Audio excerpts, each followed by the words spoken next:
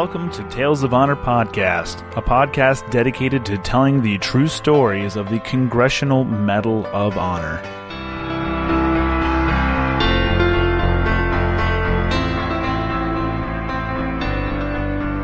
Hello everyone, and welcome to another episode of Tales of Honor Podcast. I'm your host, Christoph Ambrosch, and today's episode is episode number 183. And if this is your first time hearing this podcast, hello and welcome. Please be sure to go back and listen to all of the episodes that are available anywhere you listen to podcasts, and please be sure to subscribe wherever it is you're listening so that you get new episodes every time they come out, every Wednesday and Sunday evenings at 7 p.m. Eastern Standard Time. And now, a tale of honor. Harold was born on the 20th of November, 1908, in Woodruff, Kansas, to Volga German immigrants. He had two brothers and two sisters, and he was active in football, track, and baseball during high school. After high school, Harold entered the U.S. Naval Academy and graduated as a second lieutenant in the Marine Corps in 1930. His brothers would also go through the academy, and Harold went on to Officers Basic School at Quantico, Virginia, where he then was assigned to be a company officer with the 1st Battalion, 6th Marines. Before being assigned to San Diego Naval Base, Harold was the assistant coach of the Naval Academy basketball and lacrosse teams, as well as a marksmanship instructor. Now a first lieutenant, he was assigned to the Naval Air Station in Pensacola, Florida in December of 1934. Here, Harold earned his wings of gold as a naval aviator in February of 1936, and 6 months later, he was promoted again to captain. Once he was stationed back in San Diego, now at the Naval Air Station, Harold served as the executive officer of Marine Fighting Squadron 221 and participated in carrier group exercises on the USS Lexington and Saratoga. Once the attack on Pearl Harbor happened on the 7th of December, 1941, Harold and VMF 221 prepared to embark to Hawaii on board the USS Saratoga.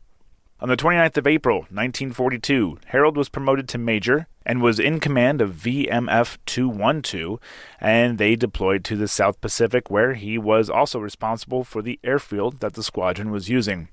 Harold was promoted to lieutenant colonel after only 3 months of being a major, and it was his actions in the air over Guadalcanal that would earn him the Medal of Honor. The citation reads, "For extraordinary heroism and conspicuous courage as squadron commander of Marine Fighting Squadron 212 in the South Pacific area during the period of May 10 to November 14, 1942.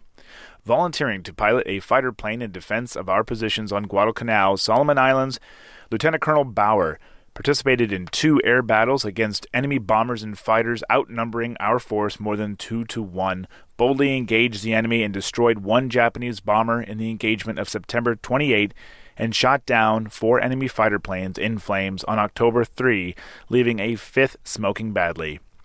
After successfully leading 26 planes in the over-water ferry flight of more than 600 miles on October 16, Lieutenant Colonel Bauer, while circling to land, sighted a squadron of enemy planes attacking the USS McFarland. Undaunted by the formidable opposition, and with valor above and beyond the call of duty, he engaged the entire squadron and, although alone and his fuel supply nearly exhausted, fought his planes so brilliantly that 4 of the Japanese planes were destroyed before he was forced down by lack of fuel. His intrepid fighting spirit and distinctive ability as a leader and an airman, exemplified in his splendid record of combat achievement, were vital in the successful operations in the South Pacific area. After downing 2 enemy aircraft about 100 miles off of Guadalcanal, Harold was shot down. He was seen in the water as the daylight was fading with his flotation device and didn't appear seriously hurt. An intense search began the following morning, but no trace of him was ever found. Harold's squadron was officially credited with downing 92 Japanese planes and sank 2 destroyers, and he was personally commended by commanders of the Army, Navy, and Marine Corps. The airport in Port Vila, Vanuatu, is named the Bauer Field International Airport in his honor, and Harold William Bauer has his name on the Manila American Cemetery and Memorial in Manila. And that was a tale of honor. Thank you for listening to Tales of Honor Podcast. Head on over to talesofhonorpodcast.com for more information and other ways to listen and support the podcast. Please be sure to leave a good rating and a nice review. If you can, go ahead and share with some family members. These episodes also show up on Facebook, so it's very easy. Share onto your Facebook profile. They are family friendly and they're pretty short. Everyone can have some time set aside to listen to an episode or two. If you have any questions or comments, you can send them on over to talesofhonorpodcast@gmail.com. And until next time, I'm Christoph Ambrosch. Thanks for listening.